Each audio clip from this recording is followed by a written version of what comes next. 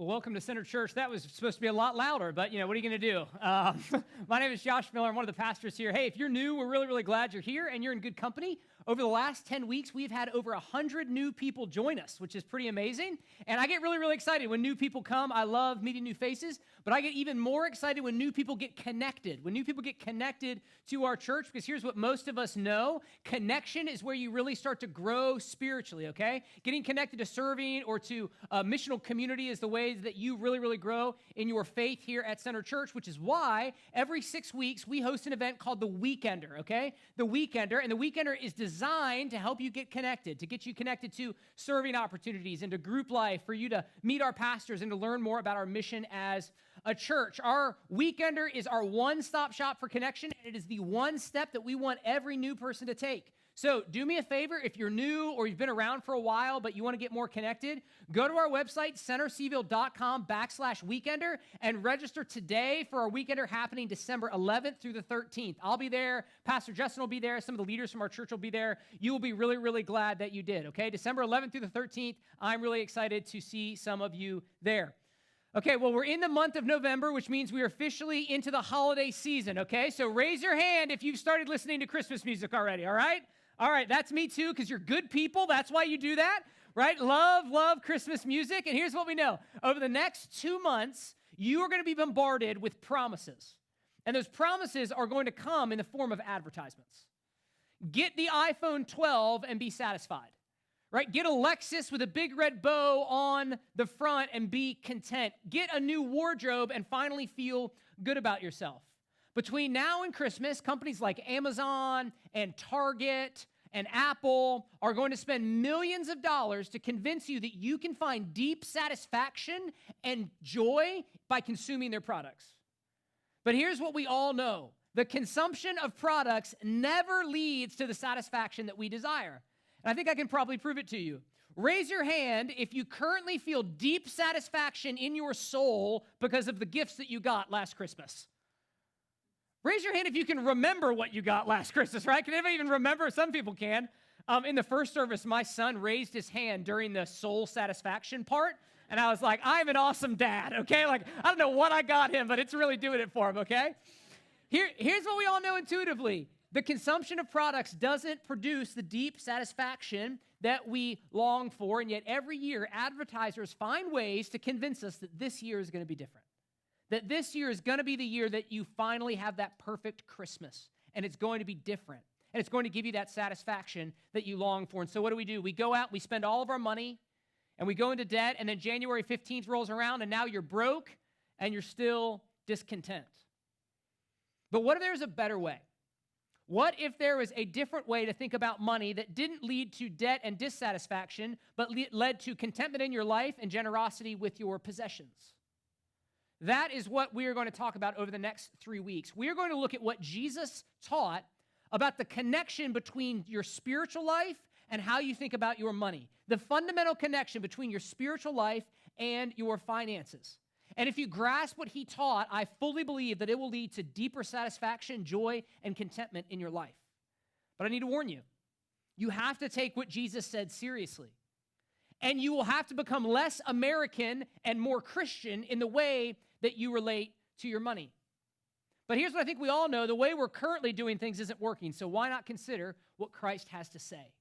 And that is what we are going to do tonight by looking at Matthew chapter 6, starting in verse 19, which is probably the most famous teaching that Jesus ever did on money. So if you have a Bible, meet me in Matthew chapter 6, starting in verse 19. And as you're turning there, let me give you a little bit of context. The Gospel of Matthew is a first-hand eyewitness account of Jesus' life written by one of Jesus' followers named Matthew. And before following Jesus, Matthew was a tax collector for the Roman Empire, which means Matthew knew a lot about money. He understood money. He understood how to make money and how to save money. He understood how to move money around to avoid fees and taxation. And Matthew, better than most people, understood the power money had to control people because it had controlled him. He had sacrificed his family, his friends, and his faith all for the sake of money. But that radically changed when he started following Jesus. He literally got up from his tax booth, left his career behind, and became a disciple of Jesus. His relationship with Christ radically transformed his relationship to money. And I'm praying that as a result of this series, that same thing would happen for some of you, that you would have your very own Matthew moment. So that is who wrote the Gospel of Matthew, and we're jumping in to chapter 6, which is right in the middle of Jesus' most famous sermon, what many people call the Sermon on the Mount. So the Sermon on the Mount runs from Matthew chapter 5 through Matthew chapter 7, and it has one really big idea, and it's this. We are all born into a society that tells us how to think about power, relationships, money, and sexuality. That we're all born into a society that tells us how to think about those things, but what Jesus came to do was to start a new society, to found a new kingdom, if you will, a kingdom that operated by a different set of values, and a group of people that related to power and relationships and sex and money differently. And so in chapter 5, Jesus hits on relationships and power and divorce, and then in chapter 6, he pivots and he starts talking about money. And that's where we pick up in verse 19. This is what he says, Do not lay up for yourselves treasures on earth, where moth and rust destroy, and where thieves break in and steal. Now, why start with a negative statement? Why start by saying, do not? Because Jesus was confronting the underlying cultural assumption of all of his listeners. You see, in the first century, by default, everyone accumulated money and possessions on earth. For Jews, for all the Jews that were listening to him, it was a means of acquiring power in life. The more possessions you had, the more wealth you had, the more influence that you had in society. That was the default functionality of first century Jews, was accumulate as much wealth in this world as possible. And so Jesus confronts that right out of the gate. And the truth is, our society is not that different from first century Jews, right? We might do it differently. We might not accumulate wealth to gain power. Maybe you accumulate wealth to gain pleasure so that you can eat out at all the new restaurants, so that you can go on exotic vacations, so that you can drive a luxury car. Maybe wealth for you is a means to security. If you have a big savings account and your investments are doing well, you feel like you're okay, right? If you have a good paying job, you feel like you're okay. Or maybe, like the Jews, it's a means for you for power. It makes you feel powerful to have money. It makes you feel powerful to be able to buy what you want to buy and do what you want to do. You see, we live about 2,000 years later, but our society functions in pretty much the same way. Because here's what we know. The default position of American society is accumulation. The default position of American society is accumulation. From your earliest memories as a kid watching cartoons, commercials come on in between selling you things. Right? You log on to Amazon and they give you 17 recommendations of things they want you to buy. Right? Most universities will promote themselves to you this way. Hey, we have a great alumni network. What are they saying? We're going to help you get a high-paying job. Our entire culture is oriented around accumulation, just like it was for first century Jews. So Jesus starts his teaching by confronting that belief right up front. He says, do not accumulate treasures on earth. Live differently. Live differently than your coworkers and your classmates and your family members. Swim upstream against the flow of materialism in your society. That is what Jesus is saying. Which begs the question, why? That's a pretty bold thing to say. Why should I be different than everyone else in my society, Jesus? And he says, well, two reasons. Because earthly treasures are perishable and they're vulnerable. They're perishable and they're vulnerable. First, earthly treasures are perishable. You see how in verse 19, Jesus said, man, why lay up treasures in earth when they're going to be eaten by moths or destroyed by rust? Why do that? You see, in the first century, their wealth wasn't really in bank accounts. It was in physical possessions. And clothing was one of the most expensive things that you purchased. And you would hand clothing down from one generation to the next because fashion didn't change that quickly then, right? H&M wasn't around yet, right? You didn't just get new clothes every day. And so a family would work, and they'd buy an expensive robe. Maybe it was dyed with a special kind of dye, and then they'd hand it down to the next generation. And one of the ways that you differentiated yourself in that society was through the clothing that you wore. But Jesus says, hey, this is what's going to happen. You're going to work your whole life to accumulate these clothes, and then they're going to get eaten by insects. Because here's what we know. Then and today, moths eat clothes, right? You ever been to your grandparents' house and it has that distinct smell? You know what that is? It's called mothballs. It's literally this thing you put in your drawers to keep moths from eating your clothes. It still happens today. So Jesus said, why would you do that? Why would you spend your whole life accumulating something that's going to be eaten by insects? Or how about rust? You see, another thing that families would accumulate then was precious metals. So a wealthy family might have a whole serving set of plates and forks and knives and cups of bronze.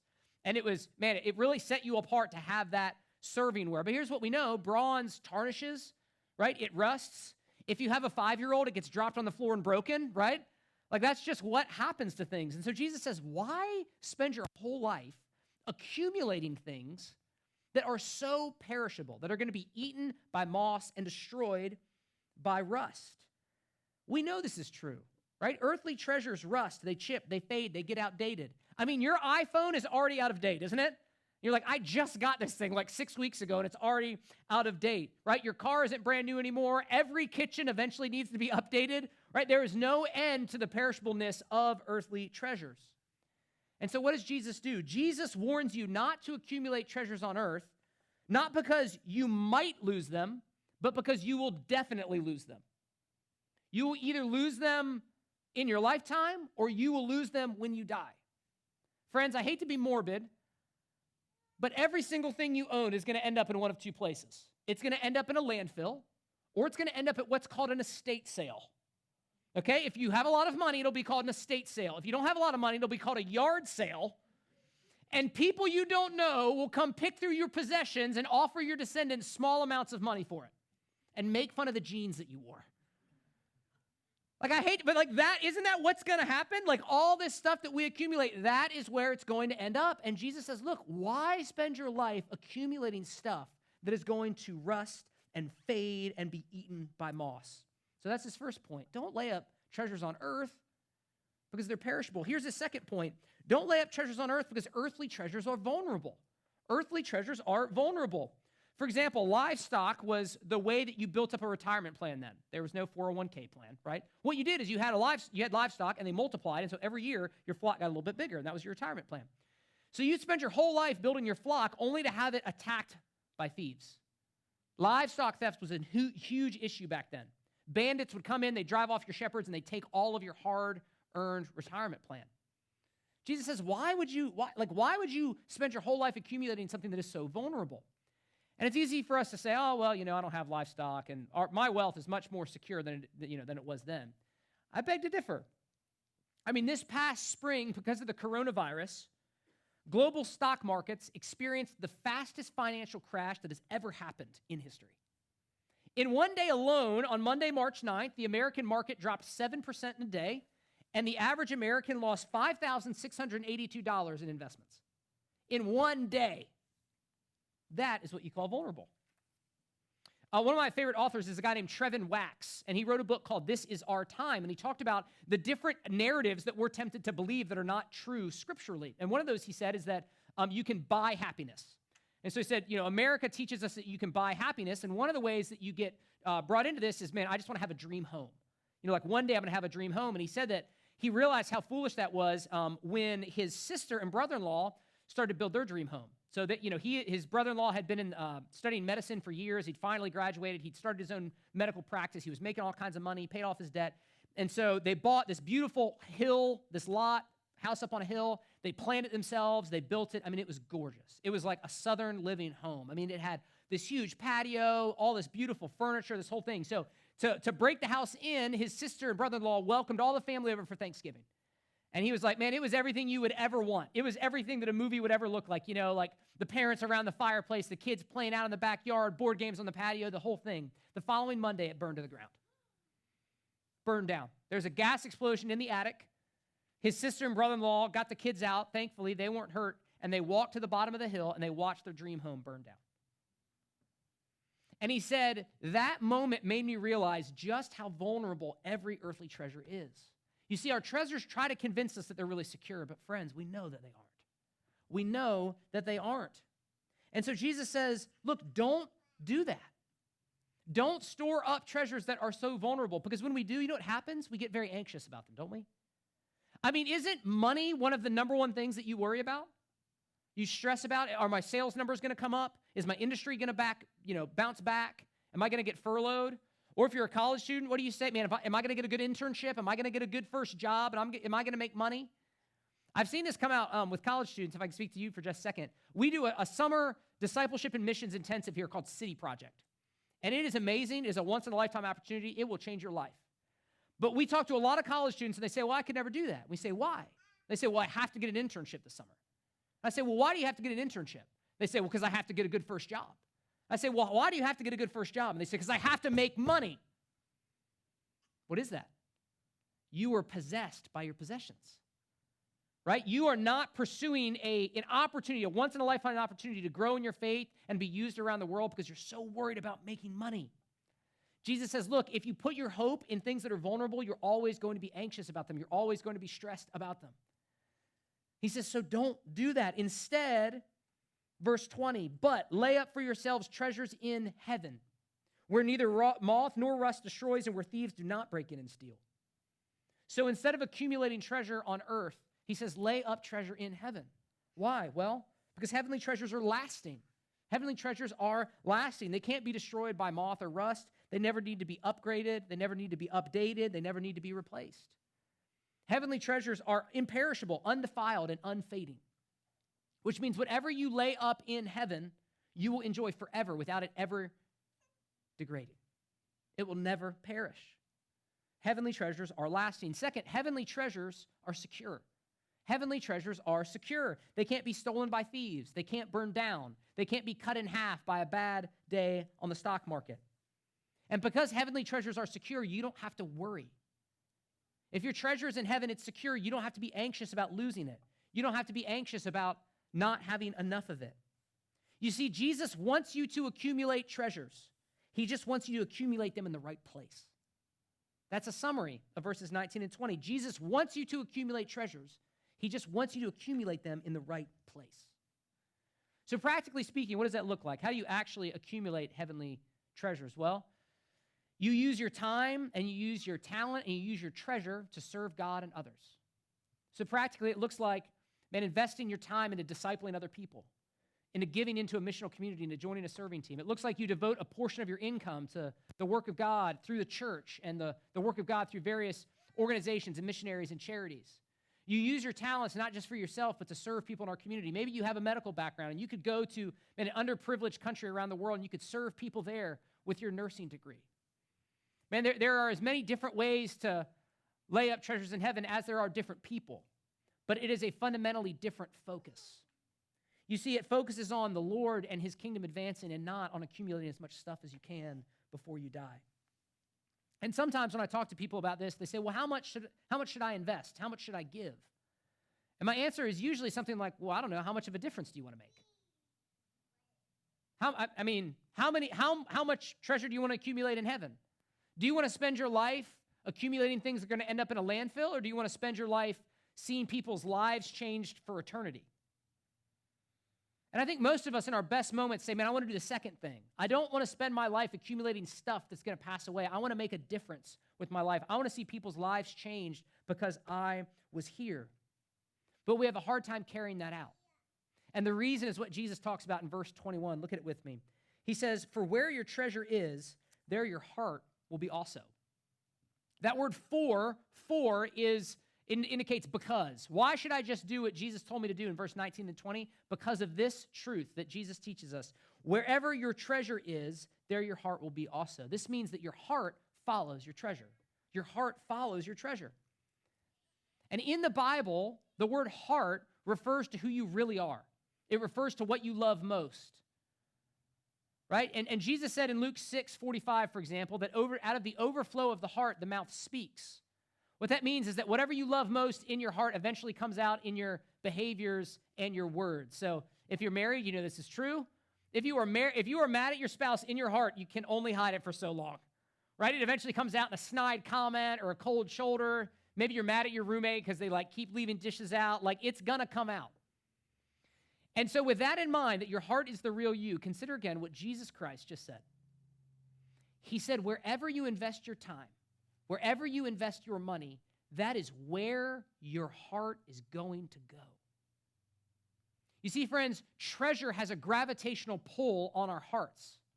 Wherever you put your treasure, your heart is going to follow because there's a fundamental connection between your spiritual life and how you think about time and money.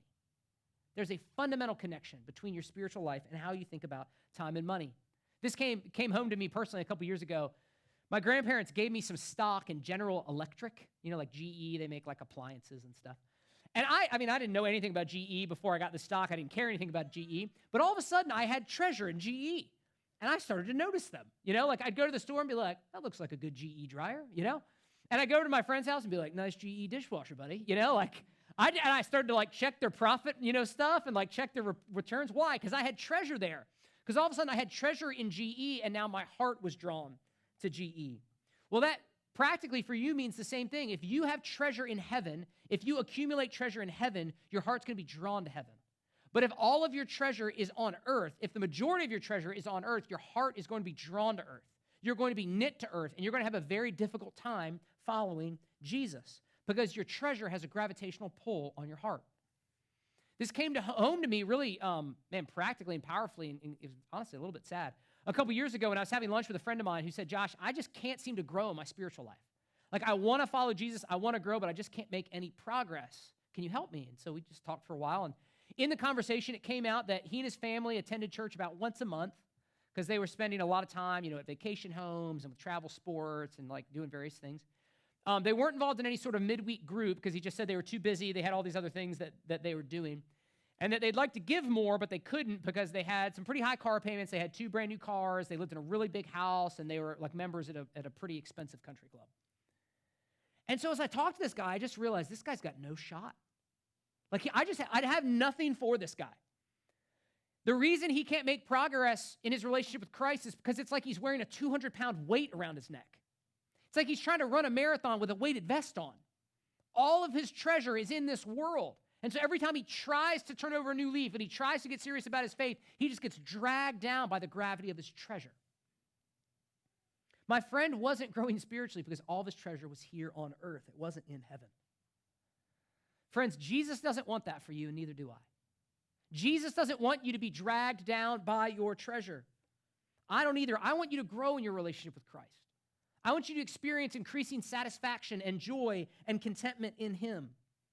But in order for that to happen, you have to take off your weighted vest. You have to detach your heart from this world. You have to shift your focus from accumulating treasures on earth, and you need to shift your focus on accumulating treasures in heaven. In verse 24, Jesus brings this whole teaching to a point, and he's pretty direct. Jesus' words, he says this, no one can serve 2 masters, for either he will hate the one and love the other, or he will be devoted to the one and despise the other. You cannot serve God and money. Here's what that means. Your love of God will drive out your love of money, or your love of money will drive out your love of God. Your love of God will drive out your love of money, or your love of money will drive out your love of God. You cannot serve God and money. That's what Jesus is saying. Simple enough, but here's the problem. Almost no one thinks they are serving money. If I asked you when you came in, hey, raise your hand if you are serving money, none of you would have raised your hand. Right? Because money has a blinding influence on us. We very rarely understand how money is affecting us, which is why in Luke 12, verse 15, Jesus said something very interesting. This is what he said. Watch out. He said, watch out. Be on your guard against all kinds of greed. A man's life does not consist in an abundance of possessions. Now, what do you watch out for? You watch out for things that maybe you can't see. What do you have to be on guard against? You have to be on guard against getting ambushed by something.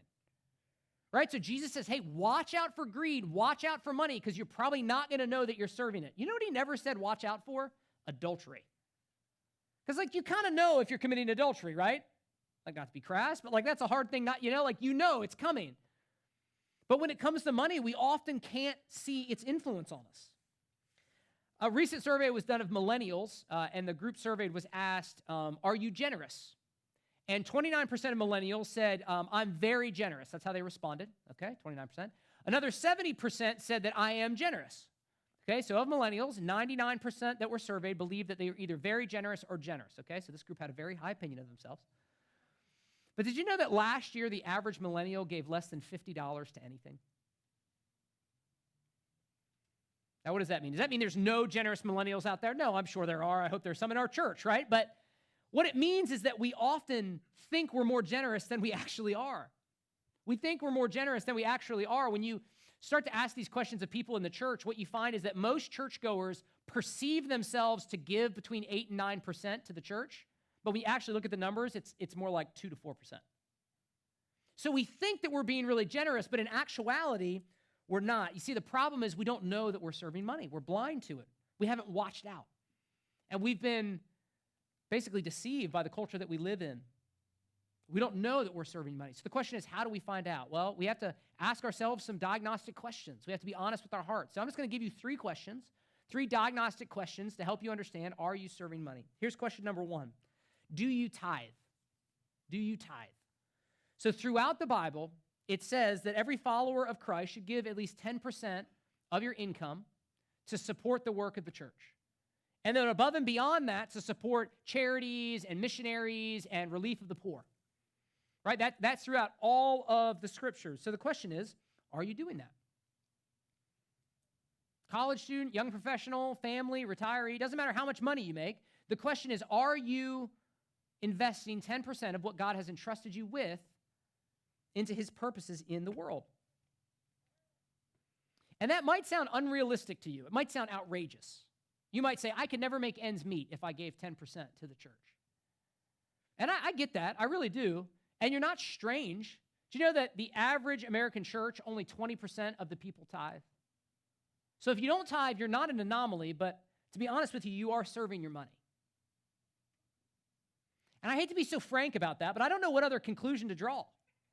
Like if you and I, if we're followers of Christ and we've been saved by a gracious, generous God who gave his one and only son so that we could be forgiven, and then he lays out, here's the minimum standard of generosity, and we're not meeting the minimum standard, what other conclusion can we draw than we're serving our money? And that might sound self-serving because I'm a pastor, right? If that sounds self-serving, give it somewhere else.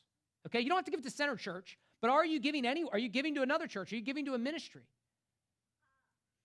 And I know you might be really mad at me right now, but that's probably because you're realizing, oh man, I actually am serving my money. Now, are there exceptions to this? Sure.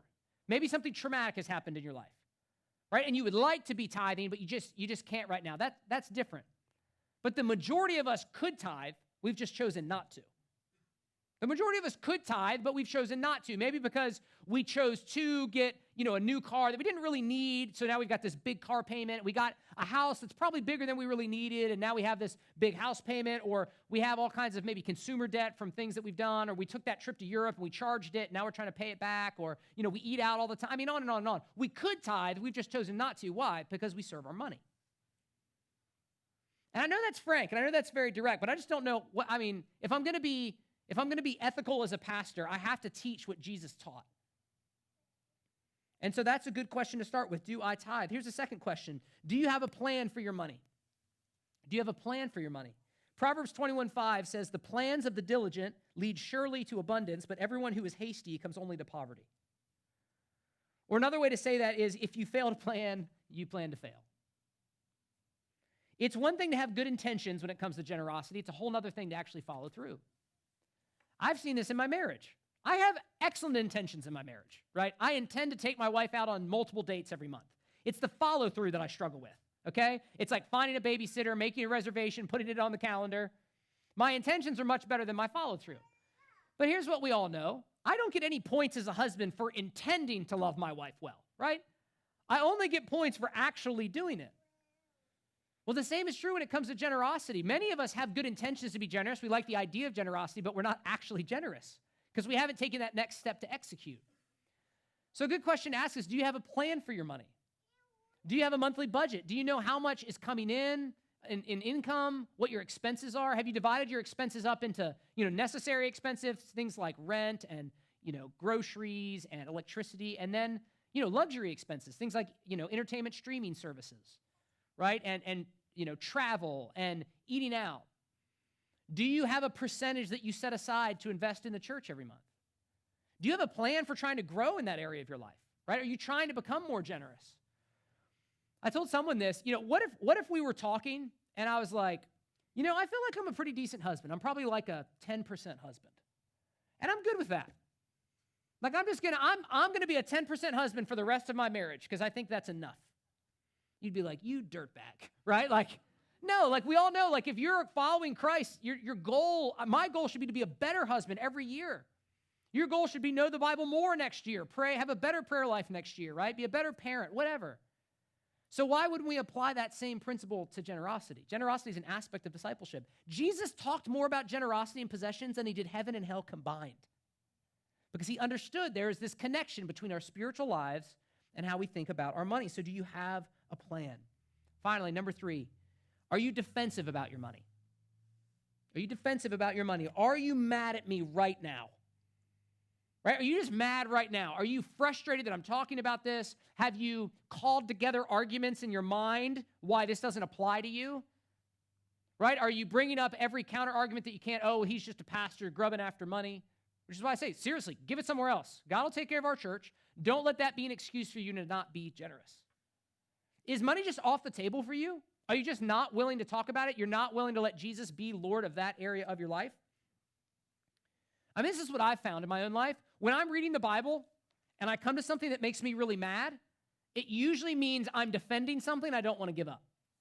Isn't that true? Like in every other area of your life, when you read the Bible and you get mad, it's because God is putting his finger on something and being like, this needs to change, and you don't want it to.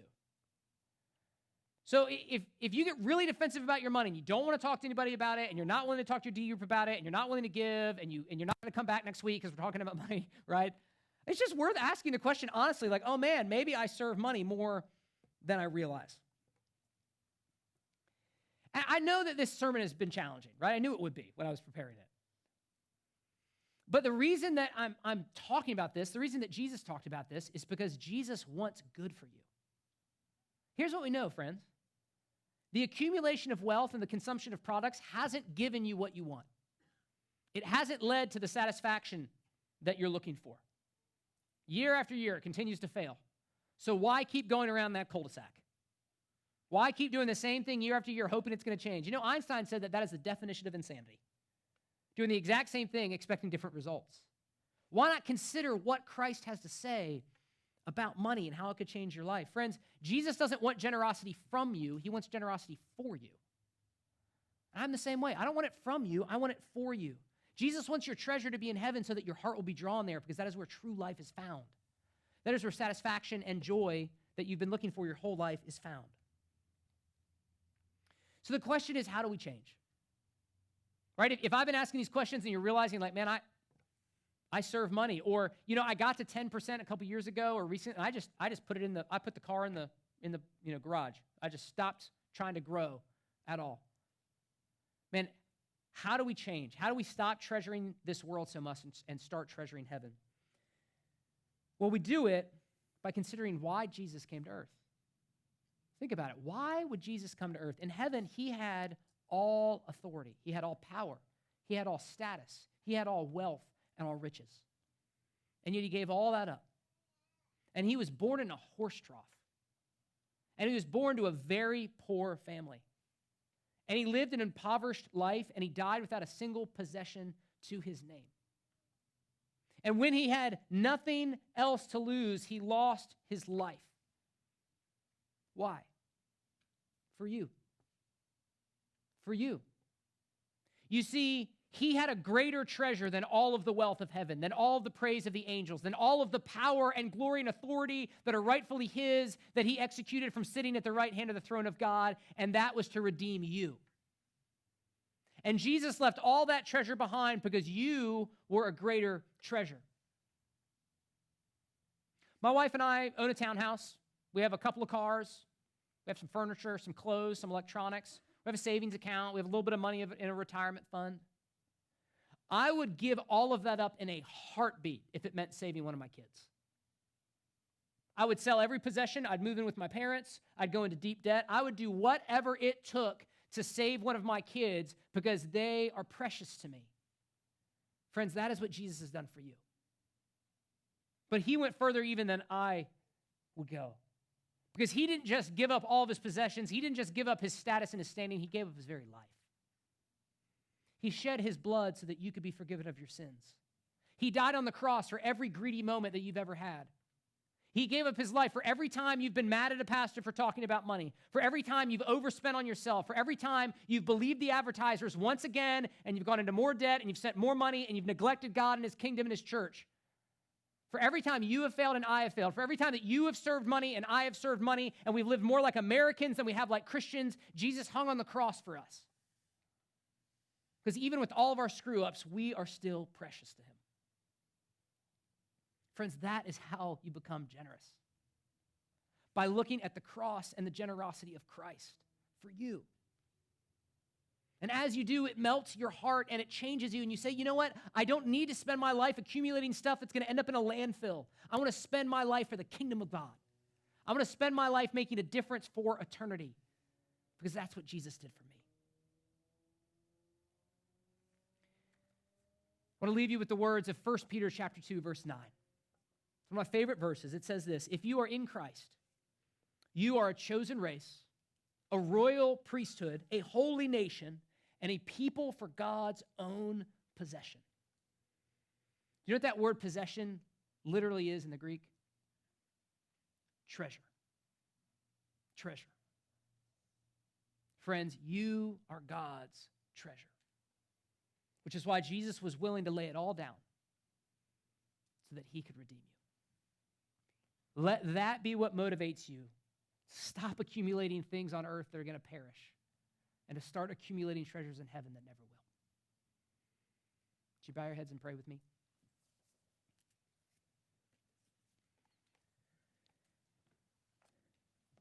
Father, thank you for this word. It's challenging, but we need to be challenged, Lord. It's countercultural, but we need that. God, I pray for my own heart that you show me the ways that I'm serving money. I pray for every single person here in this room, everybody watching online, that Holy Spirit, you do a great work in us over the next few weeks, and you would shape us to be different than our coworkers and classmates and family members, different than our society, that we would not be a people that spends our life accumulating that which would perish, but a people that would spend our lives joyfully accumulating treasures in heaven that never will. God, give us faith to be different. Give us a clear vision of the gospel and of the cross, that we would do so with joy and that we would do so with faith. We love you and pray all these things in your Son's name. Amen. In response to these things, would you stand and worship with us?